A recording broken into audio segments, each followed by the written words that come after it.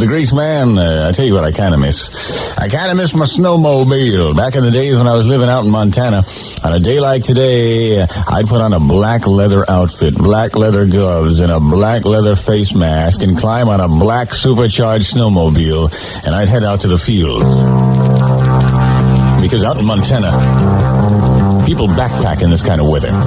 You know, all those outward bound schlamazzles. Yes, let's go survive in the woods. I mean, you got a perfectly good home with heat and a fireplace and good booze and good food and an Amana radar range and a hot tub and a whole schmear. And you got to pack a knapsack and eat Spam sandwiches out in a snowstorm? Yes. There are people that get a real kick out of that.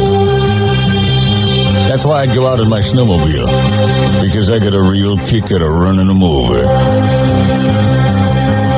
Yeah, I'd be out there just tearing through the woods, scaring the deer, fouling the environment with my exhaust fumes. I'd keep the thing wide open, and then in the distance, I'd see a plume of smoke, and I'd know full well it was a bunch of campers. I'd gun that engine, and I'd get them on top of the hill, and I'd look down at their tent, and I'd hear them in there strumming a guitar, singing, Wohila. Wohila means light. I'd say, yeah, Wohila means light, all right. And I'd head straight for their tent, and then I'd open it wide at the last second, as I went running right into their stinking canvas. Yeah! One time I had one wedged underneath my snowmobile. I dragged him through the snow for 100 yards, leaving a bloody trail behind me. I had to back it up in reverse to back off him as I screamed away. The next day the papers read, Snowmobile murderer strikes again. But still it didn't stop the campers. All the state parks were filled with them. Anytime there was weather like this, anytime there was snow, it seemed to make people more eager to camp, more eager to get out there and challenge the elements. And anytime it snowed like this, I'd be out in the garage pulling on my black leather outfit and climbing on my snowmobile.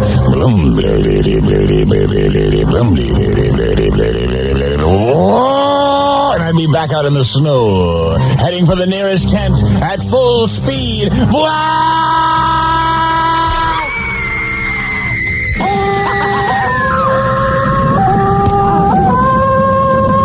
But finally, the police outwitted me in the end. You see, they couldn't catch me because there were so many snowmobiles out there. You couldn't stop everybody on a snowmobile and check the bottom for blood.